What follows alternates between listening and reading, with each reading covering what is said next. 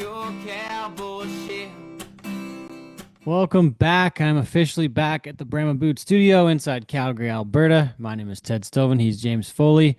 And I just spent, 25 hours ago, I was in my truck leaving Las Vegas, and I got home today about 4 p.m. Mountain Time. I think I drove 17 of the 21 hours. So I only slept for like an hour and a bit. I'm a little bit tuckered, bud. Rodeoing. Oh boy. Rodeoing. Man, talk about motivation to get the fuck home after being gone. I believe it. Yeah.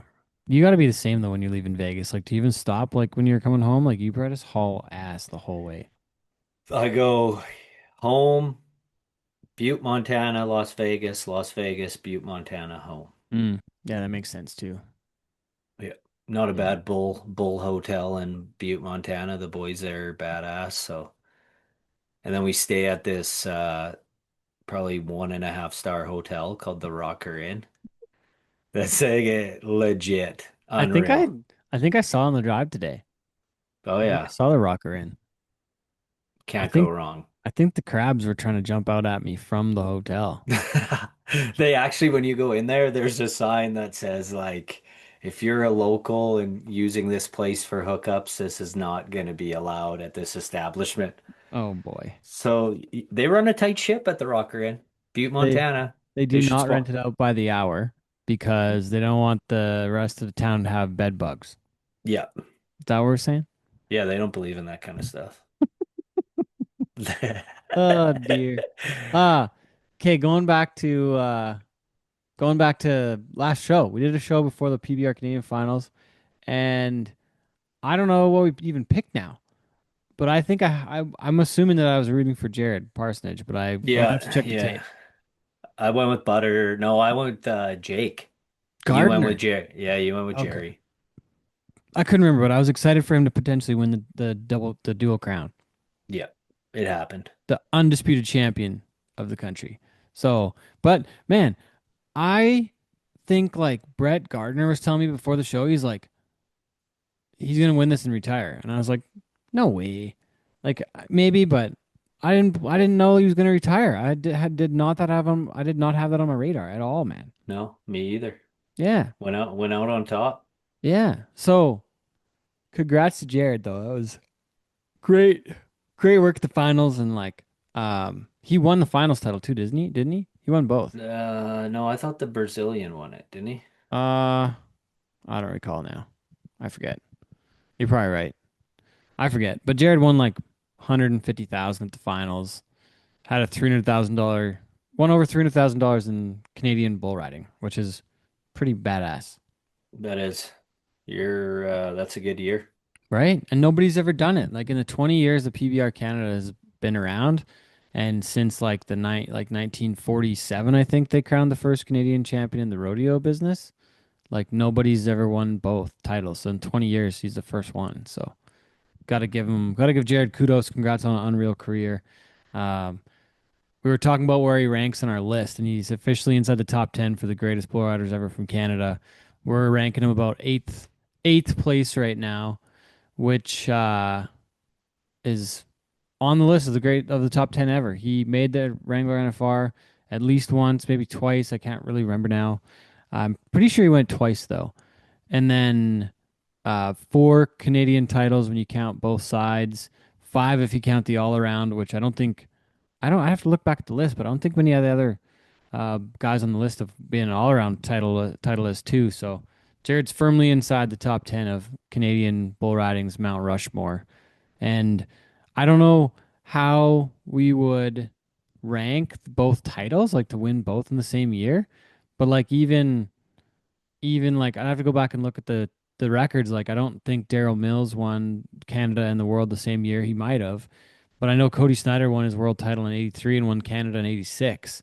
So it's like two different times. So for one guy to win both titles, that's probably worth some bonus points. So I think when I redo that list someday, Jared's firmly inside that top 10. And just for the record, those wondering, we can probably send a link to the thing, or you can look up the top 10 greatest bull riders ever from Canada. But the point of the list was to rank the best Canadians against the world in, There was a bit of controversy because there were some guys at the time that should have been higher on the list, according to some.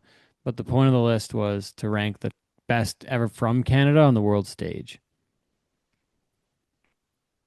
The most fair way you Most thought objective way possible. we could, right? That was what we are Yeah. trying to do. Yeah. Everybody has an Yeah. opinion, a subjective opinion, but to be objective, I made a point system and then ranked everybody based on that. And yeah, it was a fun way to do it and kind of try and just make it a list, like a what do you call it, like a standalone or like a um, pretty hard to dispute list, I guess. I'm not sure how else to say it. Yeah. I think you banged her out there. It was cool, real cool. Um, Yeah. anyways, yeah, kudos to Jared. And tell me about how the Bulls did. I think I remember giving you. I don't remember giving you a buckle this time though. I don't know if you got any round buckles No, this time. no round buckles. Not this time. Not this time, but bulls were good. I took two bulls there, two bulls bucked on Friday night, and then two in the short go on Saturday. So I think you might need to move that mic closer, Foley. sorry. No, you're Can you hear me fine. now? Yeah, that's better. You're a little Yeah. bit far away from it there. Sorry, I got scared, nervous.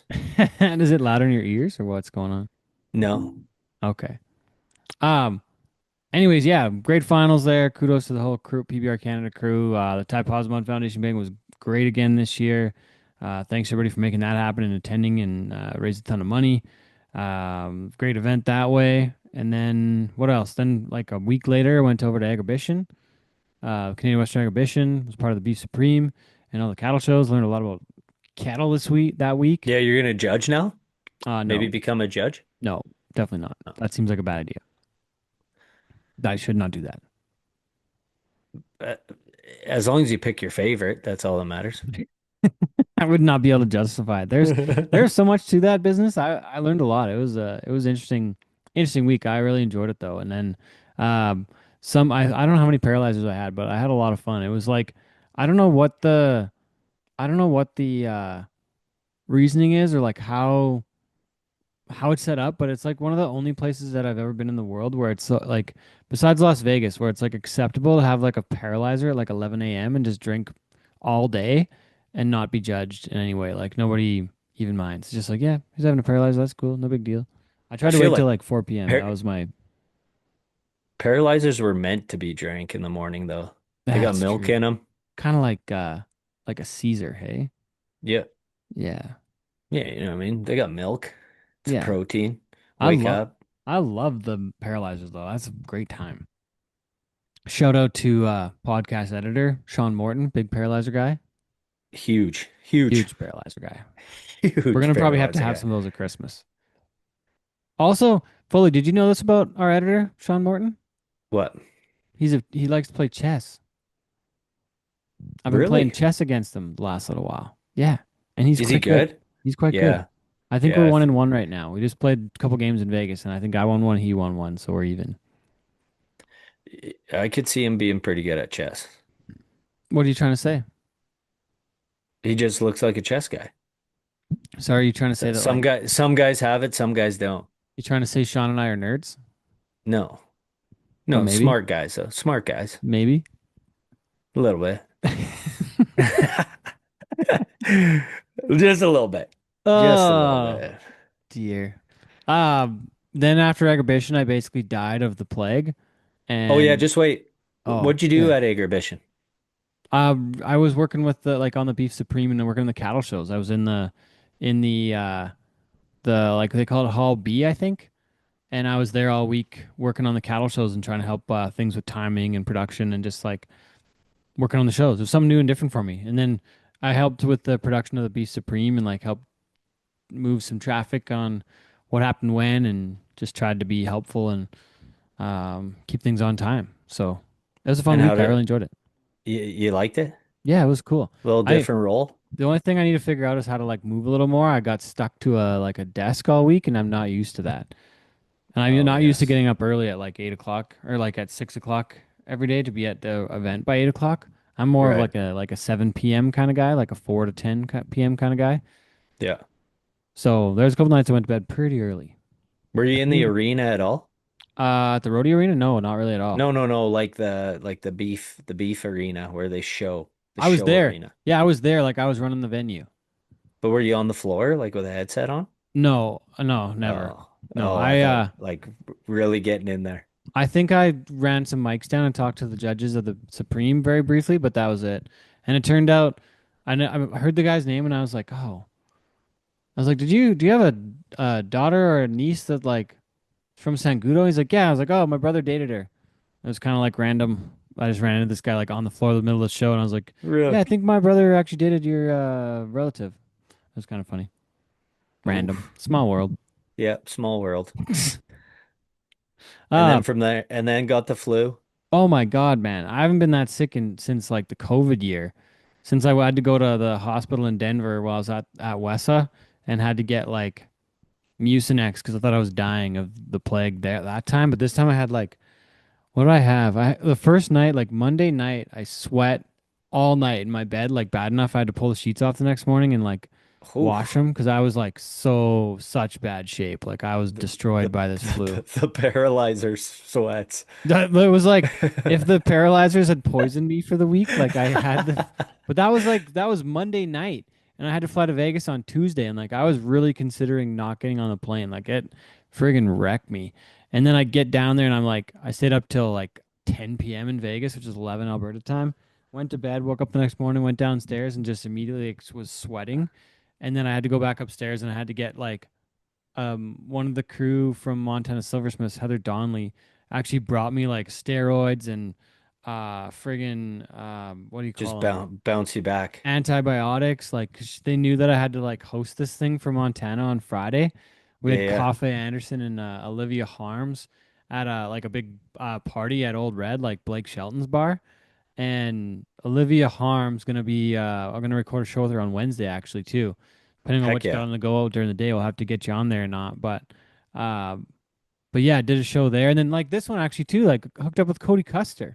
So he would walk Seen by the that. booth every day. I was like, hey, you wanna like stop by and talk to us one day? So we did a show with Cody, which was really fun. We got one coming up with Ted Harbin as well. So we got four in the works the next little while. So we got some content coming at you the next little bit here. But anyways, yeah, I was down and out for 2 full days. I finally got my shit together on Friday.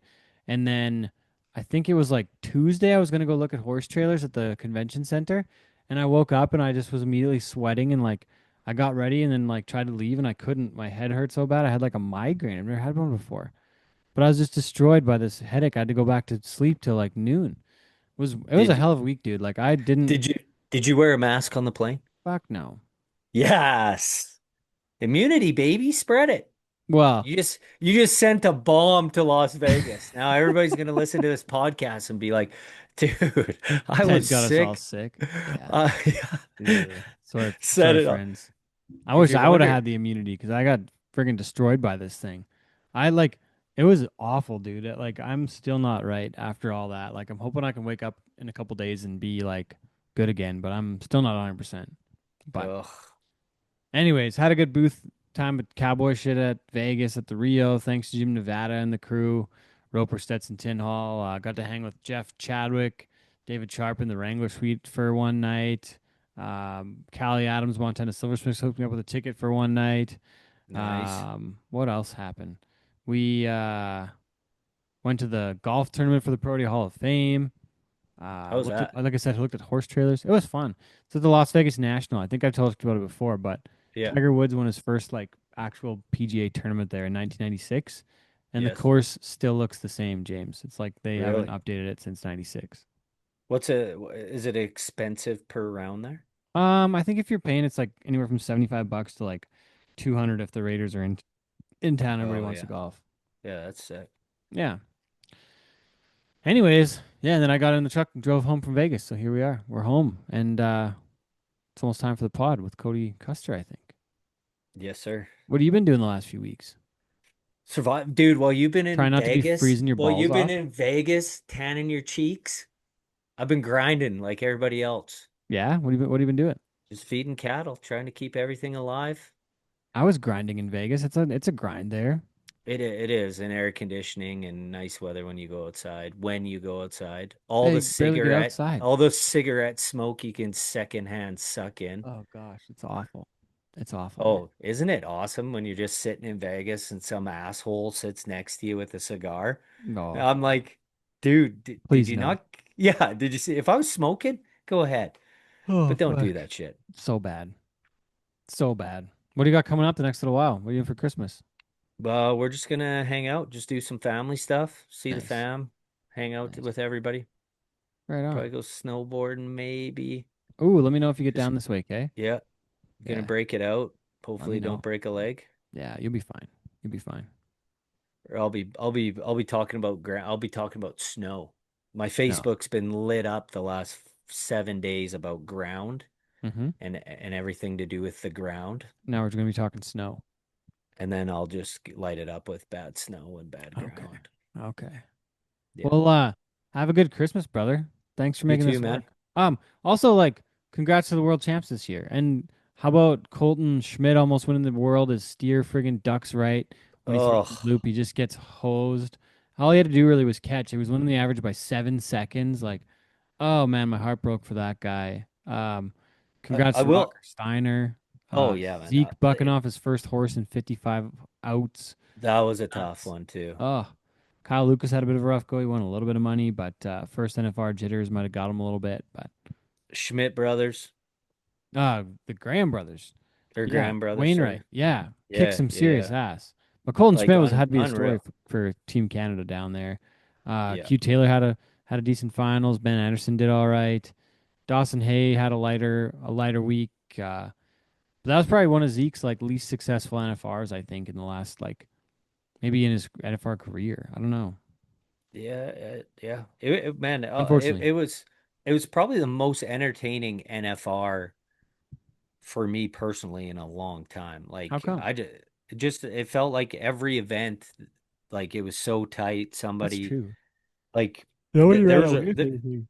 yeah, like it was a race seeing Schmidt come from 15th to like almost winning the world. Yeah, pretty cool, eh? And then like even I seen you on Facebook commenting, but the barrel racing nuts. Yeah, it was so The good. That was the one of my favorite judging things to stuff. watch. Yeah, like and obviously, you know, I mean, I don't know. I've never rode a barrel horse around a pattern. I have no idea. But like the stuff on Facebook about the ground and whatever. But man, it was pretty impressive. Like them, it was good, good watching I couldn't top to bottom. I couldn't believe the movement on the horses in the barrel racing, James. Like the horses, just the way they got around those barrels for that such a quick pattern. Like they turned the barrels, but it barely looked like they were slowing down. Like they were like bouncing around the corner and like barely slowing down. It was just like three quick strides and they're around the barrel. It was unbelievable how quickly those horses could turn and move. It was kind of mind blowing. And then got to give a shout out to a fellow podcaster from the Cowboy Mafia, both the guys, Anthony Lucia, Brad Narducci, totally kicking ass at the rodeo. Like to hear Yeah. Brad on the tunes there. I've been going to NFR for like 15 years now, and it was entertaining on the tunes. Like no offense to the guys before him, but I was like as a fan of that and a friend, I was really cheering for Brad and I, Anthony. Those guys did a great job. So kudos to them as well. I watched the arena feed more than I watched like the Ooh, I actual. bet you liked it too. I did. Yeah, actually A hearing lot of what it's people like inside the waving. building. Yeah, Like everybody's like, oh, you know, and you get to hear what's inside the building. But I do also like the other feed where you get to listen to Joe Beaver and yeah, the commentary. Donnie Gay's like good Oh, for man. That guy says some funny stuff. oh boy. I don't know actually what he's saying a lot of the times. Like it's just kind of gibberish. It's just like he's just yelling at like what the bull's doing. Like we're watching it on TV, but he's screaming at us like what's going on. And it's like, well, I actually, Yeah, Donnie, I can see that I'm watching it too. Like this is TV, so I can see what's going on. yeah. I can't remember if it was like it was in the first 3 nights, and I think it was Tristan Hutchinson. He got like he bucked off and kind of got hung up on his helmet and his chest protector. Yeah. His vest, sorry.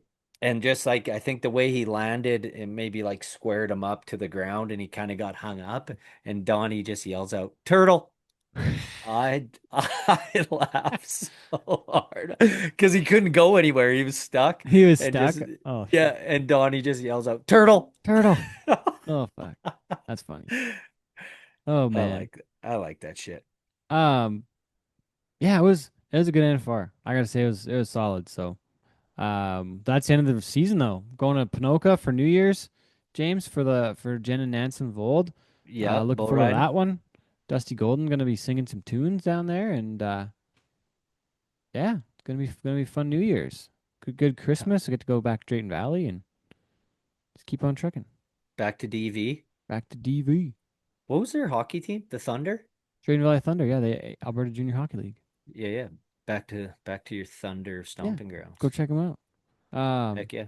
Anyways, appreciate you, man. Have a good Christmas. Yeah, last minute Christmas gifts, anything on cowboyshit.ca? Yeah, they're the gotta get those orders in quick though. So if you want to get them for Christmas, Yep. Chris will be at the warehouse like one more time on like Friday. So gotta Think get about it, hop kids. to it. But stay tuned. There will be a pretty sick Boxing Day sale too. Oh, So just keep an eye out there, people. so all your money you get from Santa and your grandparents Good on save for cowboy shit. Brahma boots. Yeah, that too. Speaking of Brahma Boots, thanks Brahma Boots for being the studio sponsor, Yep. the proud sponsor of the Brown Boot Studio here with Cowboy Shit. So we're gonna have to do some boot giveaways at some point. We're gonna have to give away some boots. We're gonna figure out what Yep. people got to do to get some boots, but stay tuned for that in early 2026. Let's get Ooh, it. and I have some other fun news that I'm gonna just save for later, folks. But there might be some big news coming this winter. Might be a pretty epic show coming. So I'm just gonna tease that. That could be a lot of fun this winter on the pod. So Dangling. stay tuned. Stay Puts a tuned, carrot. folks. Puts a Yeah, carrot out for stay everybody. tuned. Could be very entertaining. Anyways, thanks, James. Appreciate you, brother. Appreciate you. Here we are next with Cody Custer once again from the Brown Boot Studio. My name is Ted Stoven. He is James Foley. Thank you all for joining us. All right. Well, it's our first show from Las Vegas, and it's going to be the first episode of the next season. This is already the 9th year of the podcast. My name is Ted Stoven, and this is Cowboy Shit, and we're surviving in Vegas right now. It's been a bit of a trip, been a bit of a battle for me this year with have some kind of sickness out of agribition, but we're getting through it, getting by. Been really a lot of fun this week so far, but got a really great guest. This guy I've looked up to for a long time. In 2017, he was inducted into the Pro Rodeo Hall of Fame. He's the 1992 PRCA World Champion bull rider from Kingman, Arizona. Is that right? Originally? Yeah, You grew up in I was Kingman? born in Kingman, but Born in yeah, Kingman. grew up in Wickenburg. In Wickenburg. So please welcome to the Cowboy Ship Podcast for episode 205. It's Cody Custer. It's good to be here. Hey, thanks for doing this. Thanks for coming to the booth. You walked by the other day, and I was like, hey, do you want to do a show? And then you kind of messed with me this morning, but then you're still in. So I'm a thanks. little bit of a prankster. Cody, I was looking up a couple things today, and I've seen you on Facebook be a big proponent of appropriate stock for kids to learn on in bull riding. There was a time, and I think I don't want to say I was a victim of it because I didn't know any better, but I got on a ton of stock when I was a kid that was inappropriate for my level of where I was at, and it hurt me, and I got broken and beat up, and it was not really good for anyone.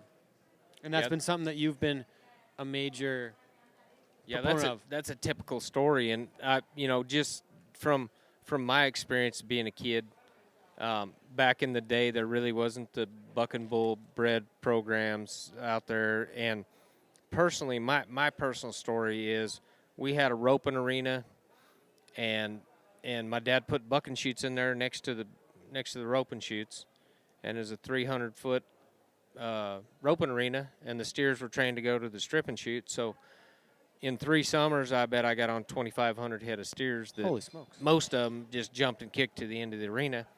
And Dad told me, he said, ride them as close as you can to the end of the arena so you don't have to walk as far to get your rope. And, so I'd ride those steers, 12, 15 seconds before I jumped off of them. So I got accustomed to staying on and getting off on my own terms. And so I think, I feel like that's missing in the world today, that not very many kids get on a lot of stock like that and have success. Where So it was bred into me as a kid that you ride till you want to get off, and you get off in your, on your terms.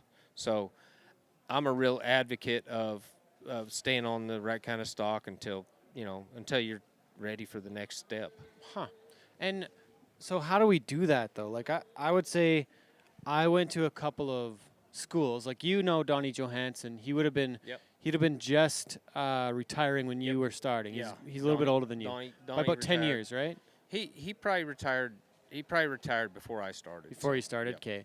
I think he was finished about 82, so you came on in 85, 83 right? was when I got my permit, and 85 is when I got my membership. So, yeah. So Donnie, like we call him the Don Father at times in Canada, jokingly, but Donnie and his brothers, all 5 of the Johansson brothers, they passed the school on to Scott Schiffner now and Jesse Torkelson up our way, but they've done steer riding schools in Canada for almost 50 years. Like they've been the icons in training, and like I went to their schools once I knew better, but when I first started, I just entered a rodeo and just went and showed up. And that's the thing that happens a lot is guys Yeah. want to ride bulls, so you just go somewhere where they have practice pen, and It's not how to start. you trust the people that are putting it on, and in a lot of cases they don't have the mentality that I try to promote. So backing kids back until they can understand the. And I rode horses a lot too when I was a kid. I rode bareback a lot. We didn't have kids saddles, so I rode my horse bareback a lot, and so I got good at hanging on with my legs and being able to shift my hips without too much upper body movement. And so I think there's a lot to all that, and it's like it's the process, right? Too many guys skip the process, in my opinion. But there kind of is no process if you don't know it. Like I didn't know what the process was. And that's where they go trust the guy that's got the bulls at the deal. And Yeah. and in many cases there's guys that are trying to raise real bucking bulls, so they aren't really in it for the right purpose to Building the next Cowboys. Yeah, build the kids up, and Which isn't a bad thing. It's just kind of like it's just the way it is, and people get involved that don't really understand or don't have the same kind of mentality. There's a association or a group starting right now that's called Next Gen Bull Riding, and they've teamed up with the PBR. They're doing some training programs. Joe Frost is involved.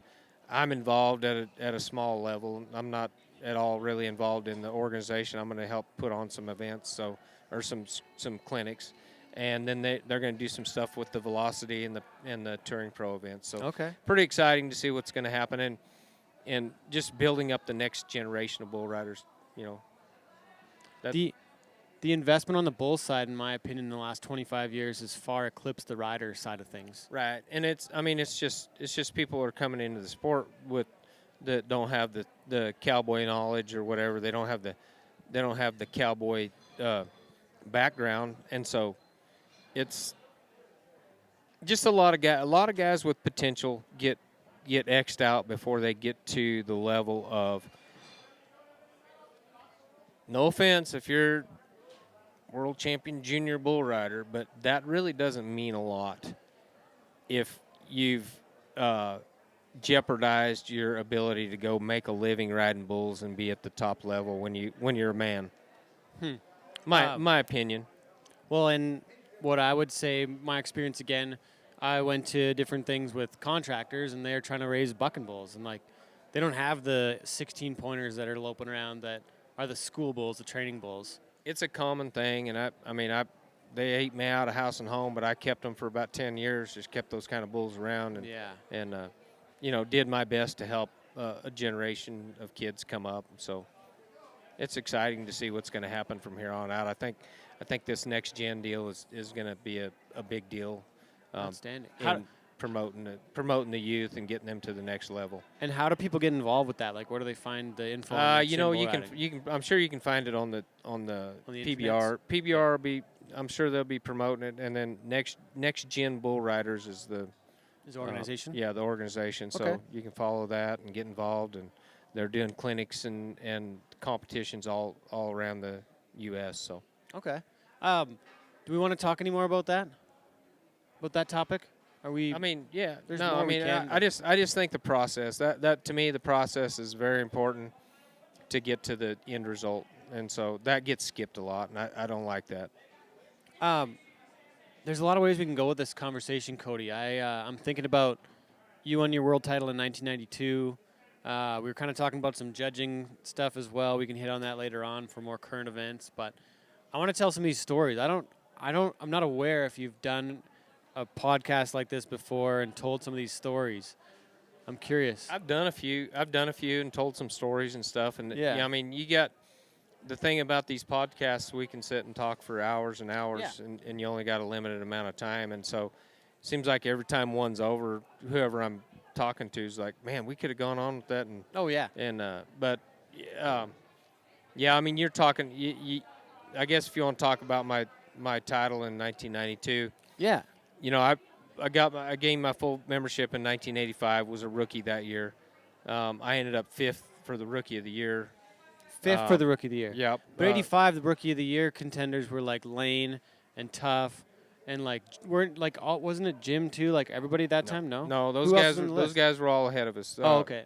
Jim, Tough and Lane came along before. Okay. Before that, they both went to NFR in Oklahoma City, so that was in '84. Okay. And well, then you would they might have have gone '83. So you would have been at the NFR with Dale Johansson then those couple years Dale too. Dale made it the last year. Maybe the last year he made it was my first year. So Okay. Well, then in '99 though, Rob Bell was there. Yep. And like Austin Beasley and Kelly Armstrong, I think qualified, but somebody got hurt and couldn't go. Yeah. Maybe Kagan Surratt too. Yeah, Kagan was Your there last one year. few. Yeah. So going back to 1985, Scott Bredding was the Rookie of the Year that year. Oh, really? Yeah. Scott Bredding was first. Wade Leslie, who got the 100-point ride, Yeah. was second. A guy named Jeff Crockett was third. Oh wow. Clint Bronger was fourth, and I was fifth. So holy smokes. great set of guys I'd say. to be a part of. And Holy smokes. I I want to say that's like some of the golden era of bull riding. And why I say that is because you won the PRCA World title in 1992.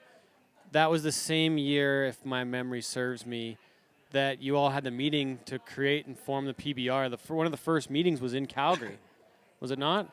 At on 16th Ave, or was one of the meetings there over the years? I don't really know. Don't remember?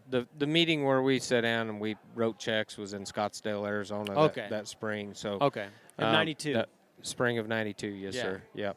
And how that all got started was in the early '90s, 1991. Bull Riders Only came along, and I forget what the BRO is. Their first event was in Tacoma, Washington, and that would have been at the first week of June. They had a meeting at Denver, which I was unable to attend, and I got to Denver and got handed a contract saying I needed to sign it by Wednesday. For This BRO. was Monday. Yeah, and the contract was pretty thick and full of stuff that I didn't really understand. The stuff I did understand, I disagreed with some of it, and so I gave him the contract back and I wasn't involved because I wasn't going to sign my rights to my image and my name and my likeness and all that away, and so I didn't compete in 1991 at the BROs. 1992 came around and I got asked why I wasn't going to the BROs, and just because I didn't sign the contract, and there were several other guys that were going that didn't sign the contract. So, and they're still going to them. A handful of those guys came together and said that, excuse me, no worries, said that if I didn't get to go, they weren't coming, and so they allowed me to go to the BROs that year, and I actually won the Bull Riders Only in '92. Oh, so really? They should have left me alone, maybe. I Oh, don't damn. know. Well, so I got to touch on that for a while because I don't know the structure, the format, the creation. Like, it was very brief where the BRO existed. It was kind of only for those few years, wasn't it? Or did they go all the way to like 95, 6? Yeah, they went on. They went quite a on while? and did some stuff. Huh. I think they had a big finals out here in Vegas, and the money didn't come through apparently, and so that's when they ended. But there was a lot of guys. I mean, a lot who of started it? What was the deal? I don't there- know any of the history there. Yeah, there was a guy named Shaw Sullivan that rode bulls, and Okay. he was an investment broker, and just came up with the idea. Oh. And there was some standalone events, and that's Well, the George Paul forever. There's George Paul, and then of course the Guthrie Lazy Lane. Bull Lane Manza, put that Lane and whoever else, I don't know who all it was, but it was Freckles Brown Memorial Oh, wow. in 1988 '88. Oh, really? And then maybe in '89. Yeah, '89. But yeah. the George Paul been going on since the late George 70s. Paul's been going on for a long time. Right? In Del Yeah. Rio, for those Yep. that don't know. But Yeah. Donnie still wears that buckle. He Yeah. won more that year in '78 at the George Paul to win the George Paul than he won at the NFR that year in Oklahoma City. Huh. It was That's like cool. over 6,000, I think he won there. Yeah, that's And awesome. He brought most of it home. They only went to Acuna for a little while. Yeah. No, I mean, it was a good time to be a bull rider. I got, back in those days, you could go to events that there'd be 100 bull riders, and that, And there was everybody's a putting lot of 500 guys bucks that in could probably ride. back then. Well, okay, so the PBR, when we formed the PBR, no, let's go back to Guthrie when we had the Freckles Brown Memorial. Yeah. We all paid $1,000 entry fees. Oh, shit.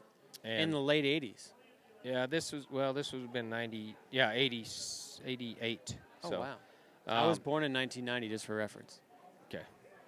All right, Sonny.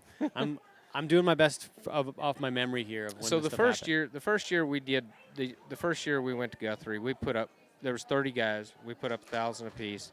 They added that 30,000. So there was 60,000 in the pot. It was a huge deal.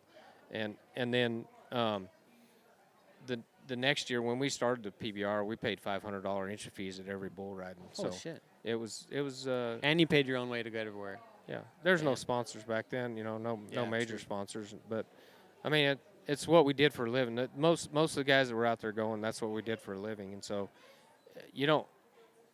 I mean, nowadays I get a lot of questions about sponsorships, and I tell those young guys, hey, every dollar you get sponsorship, go invest it. Do something with it. Don't put it in your gas tank. Don't if you can't go get a job to support your bull riding until you ride bulls good enough to ride bulls, you're not going to get a sponsor worthy of keeping for very long, because they're not gonna, they want somebody that's going to go kick butt. Go win, yeah. Yeah, and so I tell them kids, like, hey, work harder on your bull riding than you do on your sponsorship stuff, because you ride good, you start winning, you're going to have some opportunities to get sponsors. Yeah.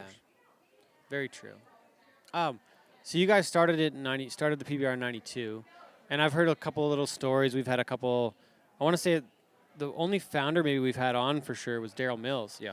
And he told us a bit of the story early on, and then I don't know if I ever asked Cody Snyder directly, but I didn't realize he had an opportunity to buy in, and he never did. I think somebody offered him or something, and something happened. He said no, he never bought in. I think there were some guys that got offered. But I don't think it was. I get the story all the time. Hey, man, I had a chance to invest in the PBR. I don't know if that's true or not. I don't know. Yeah. But there was 21 or 22 of us in that room that day that wrote checks. Yeah. And I didn't have the money. I mean, Yeah. Probably most I people wasn't didn't, in a honestly. position for an extra 1,000, but I Yeah. believed in what we were doing, and I believed that.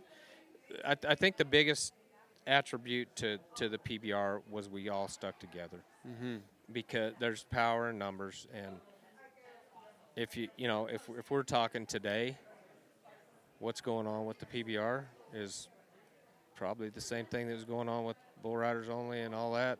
Oh, really? The bull riders don't have the power, and we took it. We took the power. So From the PRCA originally. Like, if we're talking like no, we didn't take anything from the PRCA. We're still. Well, I guess you rodeoing. still went there. We're all still rodeoing. We were just the standalone events. There was, I'll tell you, one incident was Wasey Cathy broke his arm at a standalone event, which cost him going to the NFR that year, and he had no insurance. There was no insurance provided. Oh, jeez. And so that was one of the elements. I don't, chronologically putting all the pieces together, I don't really have all that in my mind wrapped around it, but that was one of the things. And we just felt like there was a guy in he might have been from Phoenix, I don't know, but he was putting on some events, and they're putting up $10,000 and they're packing these stadiums. It didn't add up to us, and so we kind to of make some money. we kind of took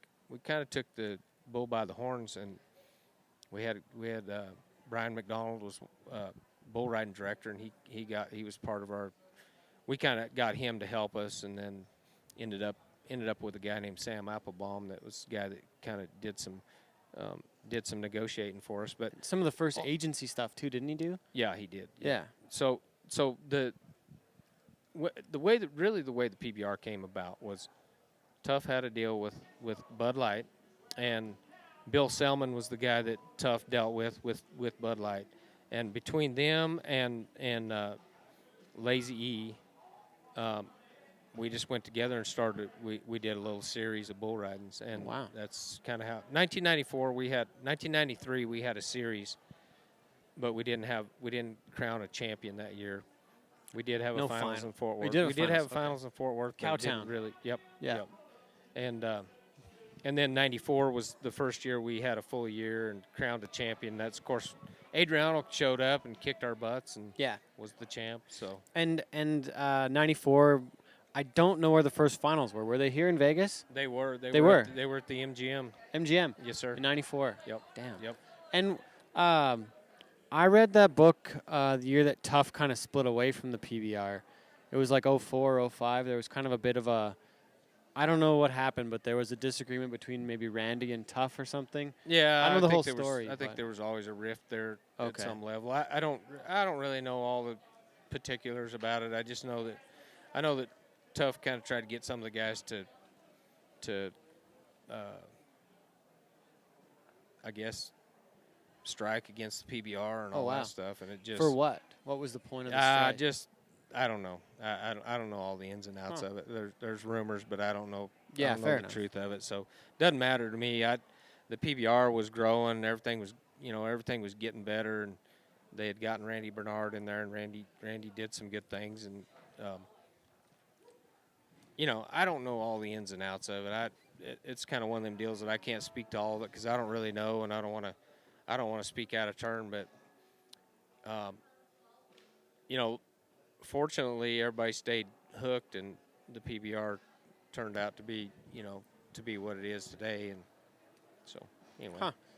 And for yourself, you were one of the original investors for $1,000, and the guys that stuck it out the whole time ended up with a pretty reasonable payout about 20 years later, I think, right? About 04, 08 or something?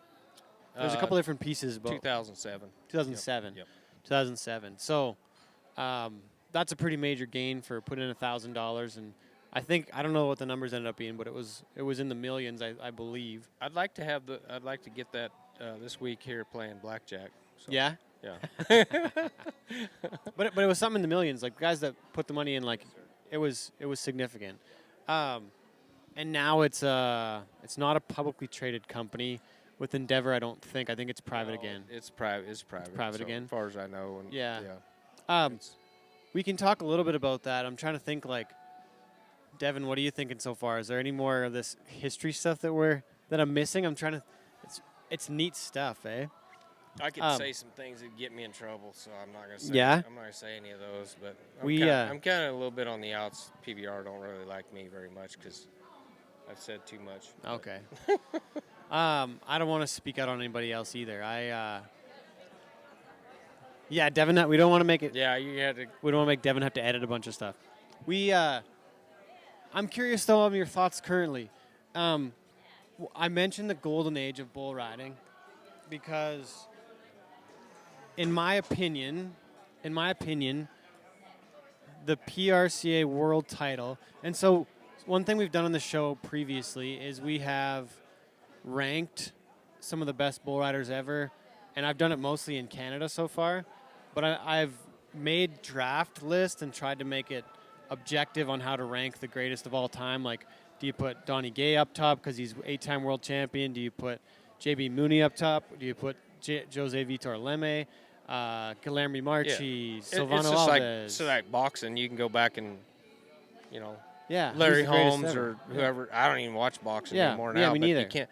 There's no way to really do that. There's no way to really do that. And with the progression of the quality of bulls in the world, it's a different. My opinion is what they have today is what we dreamed of in my era, right? So that's a good and a bad thing because I think we got on so many sorry bulls through the year that when you drew one of those good ones, you had to make it work. And I think today they get on so many So many good they ones. get on so many good ones that a lot of those guys just well, there's tomorrow, and you kind of had to dig deep.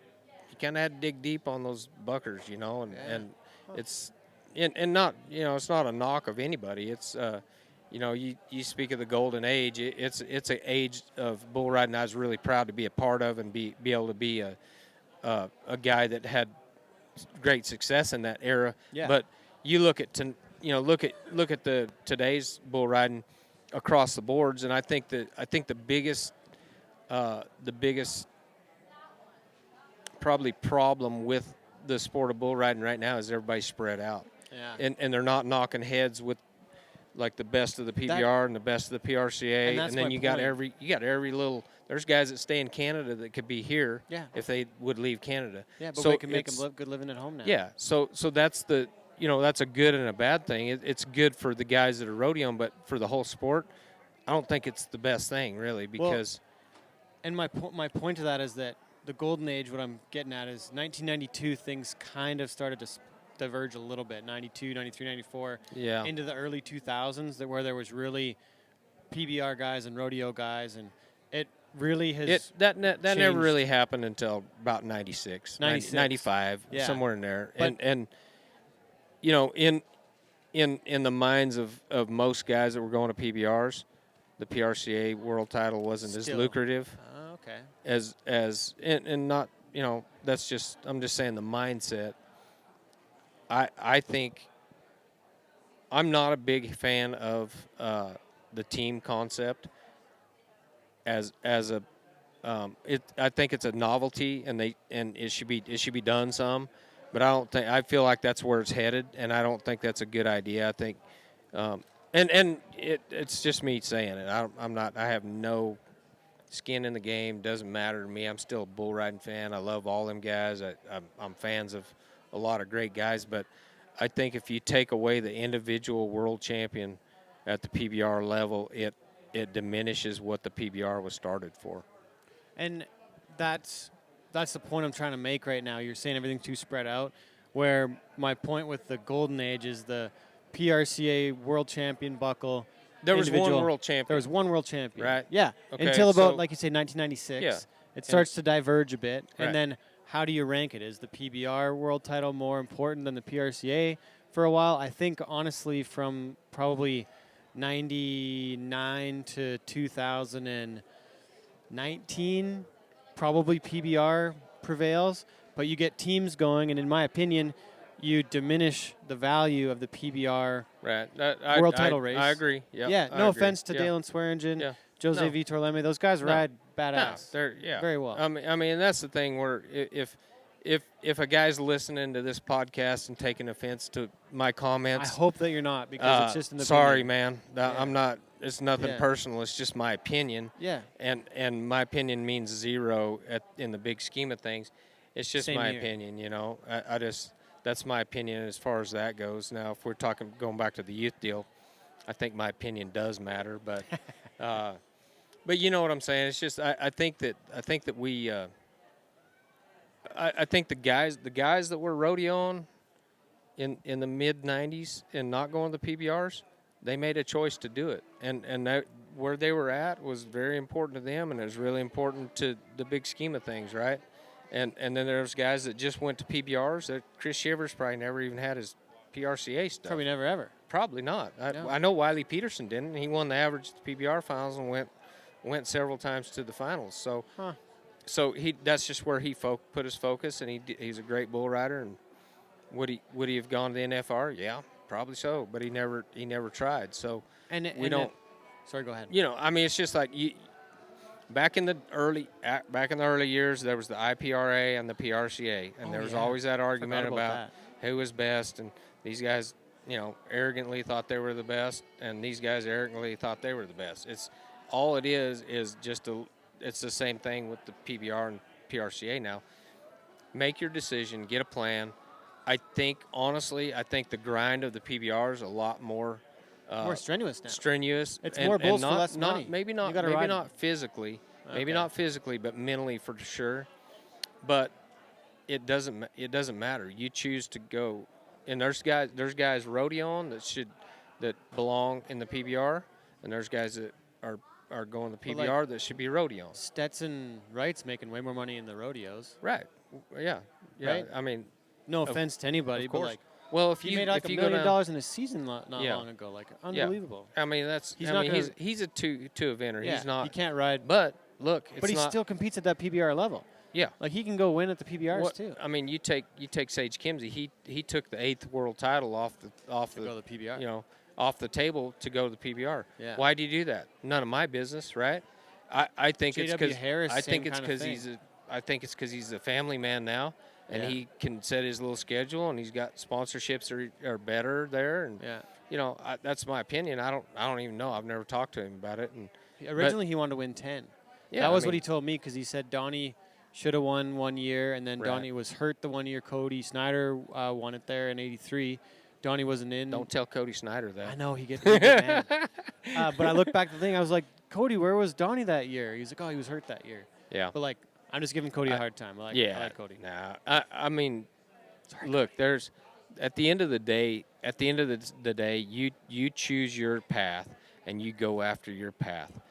And I think that too many guys get caught up in trying to compare themselves or compare this and that. Go do what you're going to do. Enjoy what you're doing and love it, because and I tell a lot of young guys, go rodeo for a few years so you mature physically, mentally, and in a competition setting. And then if you're going to go to the PBR, then go to the PBR. And that's what I've always that's been my direction. But I told Jess Lockwood that, and he didn't listen to me and went and won 2 world titles. So whatever. million How bucks, much do yeah. I know? He did okay. He did all right. Yeah, he did all right. He's stud.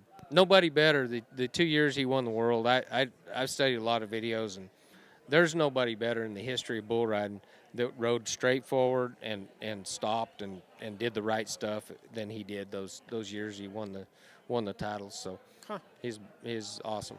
And did it really young, too. Like, he Did won it his really first young, one at, yeah. like, 19, Yep. 20, 21. Like, Yeah. I'm with you, though. It's definitely fractured right now.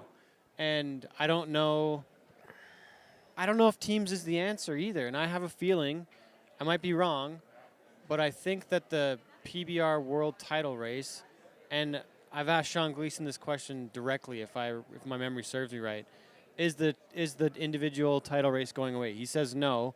We'll always crown a world champion, but I don't know how they continue to do these 2 split seasons, because it kind of like one thing I will say with teams is with the amount of Brazilian content in an American sport, they can kind of merge the marketing and narrative of the overall piece, where we're cheering for the Carolina Cowboys now or the Texas Rattlers, which is an American-based team that might be 95% Brazilians, or the Nashville Stampede. Like, they're 4 out of 5 of their main guys are Brazilians, but you're cheering for Nashville, so they can maybe kind of get around the Brazilian side of things. Like, I'm just hypothesizing, like saying you can cheer for an American team even though it's made up of a bunch of folks that aren't from here. Well, but they do that in baseball too. You got all them guys. But that baseball come works. come from South America, and so Right. I mean I don't think I can that's just- an issue. I think Okay. I think it's I could awesome. be wrong, too. I think it's awesome that the PBR came along and guys are able to win lots of money, and you got millionaires that rode bulls for 10 years and have millions True. of dollars to do something with. And I mean I think rodeo is growing enough now where there's going to be a lot of guys that can make a really, really good living riding bulls in the PRCA too. So I don't know. I mean here's my take on things. If the PBR was around when I was in 1985 when I first came along, you may have never heard of me. Oh, really? Because I was not prepared. I wasn't prepared for wow. what I was facing already, and wouldn't have been for the PBR. So there's some guys out there that got to go mature. In 1992, who's the best bull rider in the world? You. Exactly. Yeah. No question. Yeah, because there's nowhere else to go. Yeah, I won the You won the world. I won the BRO. I won the PRCA. I won the whatever. IPRA? No, you didn't. No, I'm just kidding. that's a big. Yeah, I'll stay out of that one. I went to one IPRA rodeo, but in my whole life. But I'm just it messing with you anyway. Yeah, I don't. I mean, but my point is, like, I won the Dodge Circuit Finals. I won the Wrangler Showdown. I won, and here I am patting myself on the back. But I was the best bull rider going that year. Undisputed. Yeah, That's what the point. That's what my point is earlier. It wasn't fractured. It was. Yeah, it wasn't fractured. There was nobody's going to argue because Yeah. this guy won this or won. And guess what? I was the best bull rider that year. And you know, I rode over 90% of my bulls that year. Holy shit! So, well, Ken, we got to talk about that season because there was a thing that stood out to me here, and I want to hear some Daryl Mills content before we wrap it up. But I want to hear about Wolfman in 1991 for 94 points. Yeah. So in round 9 was the eliminator pin, and a bull stepped on my ankle, and I had to go to the hospital and get X-rays. I was pretty sore. So the 10th round was the rank pin, and really that morning I got up feeling like if I had Pacific Bell or somebody like that, I was going to have a hard time. My groin was kind of pulled, and my ankle was swollen up, and I ended up drawing Wolfman, and knew for sure I was getting on him. Yeah. And but he's honestly was a pretty nice one. Like, the ball's pretty smooth. Okay, to stay in the middle of. Is that no right? offense to anybody that raises bucking bulls, but he is probably easy. He was as easy a bull as I rode all year. Yeah. But it was because I was riding at the top of my game. It's not, you know, I see bulls in youth rodeo that buck as hard as Wolfman did back then. Yeah. And so. No offense to Wade Leslie either. Yeah, no. I mean, I don't want to put any offense on anybody. It's, you know, you can talk about whatever you want. My mindset that day was, if I got Wolfman, I'm getting on. Yeah. And guess what? I got on him and I won the go round. Probably shouldn't have won the round. Troy Dunn rode Pacific Bell that day, and I beat him. Oh, jeez. So sorry, you Troy. know, yeah, sorry, Troy. But anyway, so it's an interesting deal because I got the high mark ride that year, and so I was doing interviews, and Tuff won the world. That was the last year he won the world, and so in the PRCA. 91. And he's still the only bull rider in history to win the PBR world title and the PRCA world title. Yep. Not the same year, but they only got to win them both. Yep. Which is kind of wild. Yeah. We had our first Canadian win our PBR Canada title and Canadian Pro Rodeo title this year after like 20 years. No kidding. It's kind of wild, yeah. Yeah. But yeah, Tuff's still the only one. So I did my interviews and stuff, and Tuff's still doing his interviews. I walked back to the locker room, and our rigging bags were the only 2 left there, and so I just left a little note in Tuff's bag for believing in me and helping me through my, you know, as a young guy. And and I walked out of Thomas Mack. I walked up the ramp, and I remember turning around. I turned around and I looked at the Thomas Mack building, and I knew that day when I left there the next year I'd be the world champ.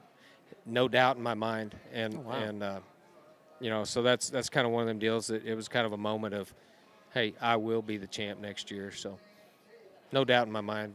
Huh. What now I want to ask about the mindset. What training or like how did you build that mindset? I think it was just the fact that I matured. I was 20, you know, I was 26 years old when I left the building that day, at 27 when I came back, and I think that's the maturity of most guys is right in there from 26 to 30, 32 maybe. And I just was at a mature place in my life, and both with my riding and with my spiritual life and my, you know, just my mindset. And I started the new year out. I won second at Denver, and just clipped along right there in the top 4 or 5. And I was at Salinas, California. I won Salinas that year and took the lead, and never lost the lead again. I never went backwards. I was always number 1 after that. So even at the finals too. Went to the finals. Came in leading it. I won 4 go rounds. Won a second in another go round, and won third in the average. Probably should have won the average. I was 76 points from Jim Sharp won the average that year. Oh, okay. So if I'd have stayed on any one of them other bulls, did he ride all 10 that year? No. He rode 7. Okay. Yep. Dang. That was 1988 when he rode 10. Oh, okay. I'm trying to remember the numbers. Okay, and then so the '94 on Wolfman, but then you had a story about Daryl. I forget what Yeah. it was. So it was in a funny one, 1991.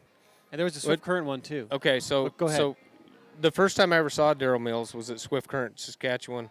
I think it was 1991, and I'd never won a Labatt's Series rodeo, and they gave really cool was a big jackets. deal back in the day. It was a in big Canada. deal, and they gave these really cool jackets, and I rode a bull called Ring Rust, jumped off of him after the whistle, and just thought, man, I finally got me a Labatt's jacket. I won this one. There's one kid left, and he's got a bull that's been unridden. I'd never heard of him. Yeah. And it was unfortunately Daryl Mills, and he strapped it on him and took my jacket. So Damn it. hopefully it was a large jacket and fit him and would have been too big for me, Yeah. But then you said he broke his hand. He might have told us a story. Somebody might have told us. Yeah, he at Oklahoma City in 1991, 1992, first year he made the finals.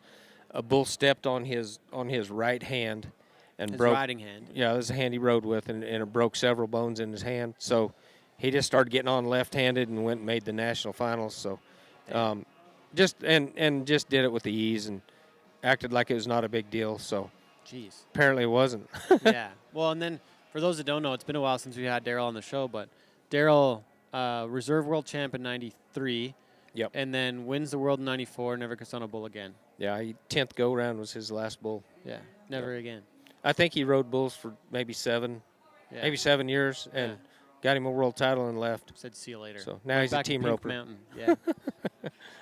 How do we want to land the plane on this one? What else do we need to wrap up on chatting? I've appreciated the conversation so far. Man, maybe just this generation of bull riders talking about how great they are. Yeah. I mean, there is an impressive Yeah. amount. So we're watching. Let's go to the current events. So Wrangler NFR. This one is wild to me that it's 2025 and the NFR it's the first time that we get quarter points at the NFR, but the judging is still horribly progressive where the last guys out still win everything. That's kind of wild. Okay, I'm not afraid to offend the PRCA judges. Human nature is you get hyped up and you get excited, right? So that's just how it goes. But this is the greatest rodeo on the planet. Okay, It's supposed to be. This is It pays the most. You're supposed to have the best judges that don't make mistakes. Two Not nights in a supposed row, first 2 go rounds, wrong guy wins first. And do you think that's only your opinion, or do you think that's That's only my opinion, but 4 judges? that's only my opinion. That's only my opinion, but I did ride bulls for 30 some years, And I you was, are world champion. Well, I was the judging director for the PBR for 4 years as well, Okay, so okay.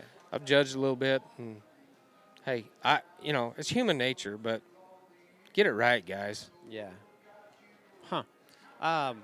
But how good are these guys right now? I know we talk about the PBR, PRCA side of things, but these guys are making so much here in the pro rodeo side of things. Like Kai Hamilton wins $500,000-$600,000 in a season. There's only one guy in the PBR that's making more than him. That's the world champ, and that $1 million is paid over 10 years. So technically, the guys that make the big money in the PRCA right now, they're making more than the PBR guys anyways. Yeah, Which is not how it was supposed to be. Yeah, well, whatever. Over 10 years, if you get $100,000 a year, it's still $1 million. But we go to the talent. There's that Luke Mackey made it in 15th position, right? Luke's not the most talented guy there, but nobody tries harder than the guy, and he come in here and stuck it on his first 2 bulls, and he's showing why he got here, right? So I just think the group of kids that are riding bulls now, from the youth organizations all the way up to the PRCA, to all these other organizations, to the PBR, they're probably the best set of bull riders that have ever been around, talent wise, and they have the means to be athletes. My era guys, there was not very many guys that really tried to be athletes, and so I'm excited for the future. I do a lot of schools. I see a lot of upcoming guys.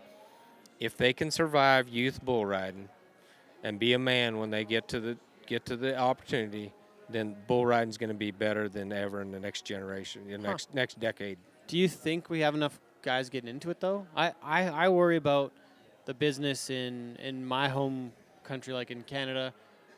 I don't think bull riding is a great way to make a living for a lot of people.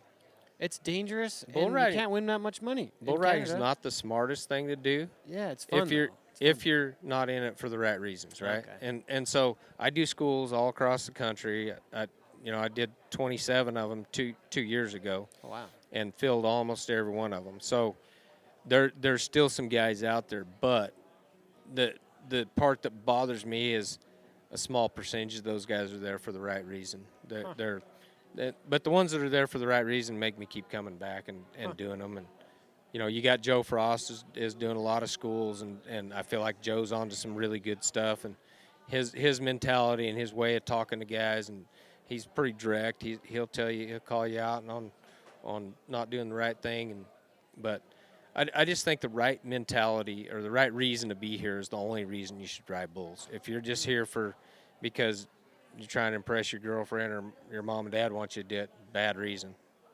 Fair enough. Well, this was awesome, Cody. I don't know what Heck else yeah. to ask you right now. You need a cup of coffee? I'll buy you a cup of coffee. How's that? Oh, really? I might have to take you up on that tomorrow.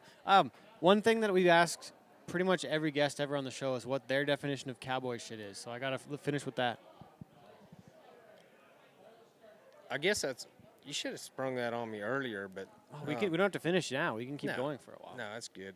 I just think more than anything is just being number one, and I tell this at all my schools. If I'm wearing a cowboy hat and I go into a town, I'm representing everybody in our way of living. And so if you're not representing well, you're doing damage to the whole of the deal. Okay, so if you go in there and you're polite to the waitress, the guy that comes in for the sponsorship is going to have a chance to get a sponsorship there. If you're rude, that goes away. So every single guy that is proclaiming to be a cowboy needs to know that they're important to the whole of the whole deal. So if you want to say cowboy shit, there it is. Well, thanks, Cody. I appreciate you Yes, doing sir. this. Appreciate it. Once again, 1992 PRCA World Champion bull rider Cody Custer.